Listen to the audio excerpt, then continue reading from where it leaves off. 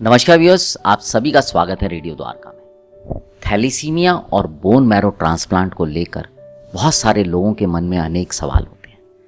तो आपको अगर उन सभी सवालों के जवाब चाहिए तो वो सारे प्रश्नों के उत्तर आपको यहाँ इस सीरीज में मिल जाएंगे। आपके सामने QR कोड है, अगर आप इसको स्कैन करेंगे तो आप जितने भी आपके थैलेसीमिया और बोन मैरो ट्रांसप्लांट को लेकर प्रश्न होंगे वो उनके उत्तर आपको करीब करीब मिल जाएंगे। और इन सभी प्रश्नों के उत्तर दे रहे हैं एक जाने माने डॉक्टर गौरव खारिया। डॉक्टर गौरव खारिया अपोलो हॉस्पिटल में हैं। डॉक्टर गौरव क्लिनिकल लीड हैं centre for bone marrow transplant और सेल्यूलर थेरेपी के, सीनियर कंसल्टेंट पैडियाट्रिक हेमाटोलॉजी, ऑन्कोलॉजी और इम्यूनोलॉजी के हैं और सर के पास बहुत लंबा एक्सपीरियंस है। डॉक्टर गौरव, हमने अभी बात की थी कि हम किस तरह से बोन मैरो ट्रांसप्लांट कर सकते हैं, क्या क्या होता है, किस तरह का प्रोसीजर रहता है ये, लेकिन एक प्रश्न उठता है कि डोनर का जो चुनाव है वो कैसे किया जाए ताकि बच्चा जिसके लिए पेरेंट सब कुछ कर रहा है वो ठीक हो सके। तो donor identification is a very important aspect of this entire process of bone marrow transplant और इसको बहुत ही मेटिकुलसली हमें करना चाहिए। ब्रॉडली मैं ये कहना चाहूँगा कि आजकल के समय में donor is not a limiting factor. मतलब अगर किसी भी पेशेंट को, भले वो थैलेसीमिया प्रभावित हुए और कोई भी बीमारी जिसमें अस्थि मज्जा प्रत्यारोपण बोन मैरो ट्रांसप्लांट की ज़रूरत है, we have different donors, whether it's a family donor और अनरिलेटेड डोनर और a half match family donor, पर हमें डोनर कोई ना कोई अवेलेबल होता है पेशेंट को ठीक करने के लिए। बट एक प्रेफरेंस, एक ऑर्डर ऑफ प्रेफरेंस रहता है जिसको हम यूज़ करते हैं to identify the best possible donor for that particular person who is affected. कैसे हम डोनर को टेस्ट करते हैं, मैंने पहले भी बताया, एक सिंपल सा टेस्ट होता है जिसको HLA टेस्ट बोलते हैं, जिससे कि हम जेनेटिक मेकअप आइडेंटिफाई करते हैं पेशेंट का और पोटेंशियल डोनर्स का। अब अगर हम डोनर्स की बात करें तो फॉर एग्जाम्पल एक छोटा परिवार है जहाँ एक बच्चा प्रभावित है, एक भाई या बहन है, सिबलिंग है और पेरेंट्स हैं। तो इसमें जो सिबलिंग है उसका 25% चांस है कि वो कंप्लीटली जेनेटिक मैच हो सकता है। देखिए, इसको हम इस तरह से समझें कि एक बच्चे में, लाइक मैं हूँ, मुझ में 50% जीन्स मेरी मदर से आए, 50% फादर से आए। मेरे भाई में 50% मदर से आए, 50% फादर से आए। By chance, by permutation combination 25% chance ये होता है कि जो सेट मुझ में आया है वही मेरे ब्रदर में भी आया होगा। तो अगर ऐसा है तो we will be identical, HLA identical, और इसके चांसेस 25% होते हैं।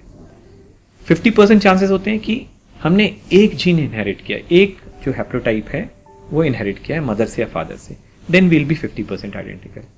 एंड 25% चांसेस ये होते हैं कि हमने बिल्कुल separate set of genes inherit किया है पेरेंट से, तो हम अनआइडेंटिकल होंगे, which is 25%.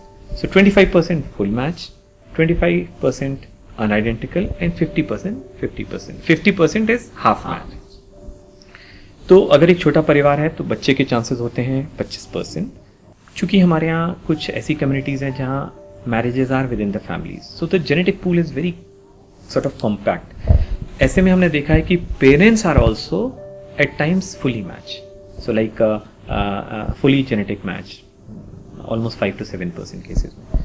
तो अगर ऐसा सिनेरियो है तो अराउंड 30% चांसेस होते हैं कि हमें परिवार में ही फुल मैच डोनर मिल जाएगा, या तो सिबलिंग में या फिर पेरेंट्स में। और इसको जो आइडेंटिफाई करने का टेस्ट है वो मैंने आपको बताया कि HLA टेस्ट होता है, जो कि बहुत कॉमनली अवेलेबल है। अगर सपोज किसी बच्चे का परिवार में डोनर नहीं है तो सेकेंड ऑप्शन क्या है? कुछ एक अनरिलेटेड डोनर रजिस्ट्रीज हैं, हमारे देश में भी 3-4 रजिस्ट्रीज हैं, कुछ इंटरनेशनल रजिस्ट्रीज हैं जहां वॉलंटरी डोनर्स का जेनेटिक डेटाबेस है। Like I am a voluntary donor और मेरा जो जेनेटिक मेकअप है वो सारी रजिस्ट्रीज जो हैं, इंडियन रजिस्ट्रीज और UK की रजिस्ट्री जो है, उसमें मैंने अपना डेटाबेस दिया हुआ है कि अगर किसी का HLA मेरे HLA से मैच करेगा then I will be voluntary donating my stem cells. So these are called as unrelated donor, matched HLA matched unrelated donors, genetically matched but not within the family, unrelated donors. So this is the second option.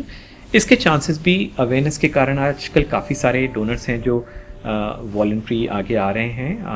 तो जो percentage है बच्चों का, patients का जिनको unrelated donor मिलते हैं, that is increase quite a lot. अगर if that is also not an option, तो फिर हम क्या कर सकते हैं? एक तीसरा जो ट्रांसप्लांट है, जो पार्शियली मैच 50% HLA मैच के साथ में भी हम बोन मैरो ट्रांसप्लांट कर सकते हैं. Again, with the better understanding of the disease, better understanding of how transplant works, better understanding of the immune system, we have been able to do even half match transplants also in a better way with very good outcomes ranging to around 90%. So these are the three options which are available. Preferred one is HLA match, sibling or related donor.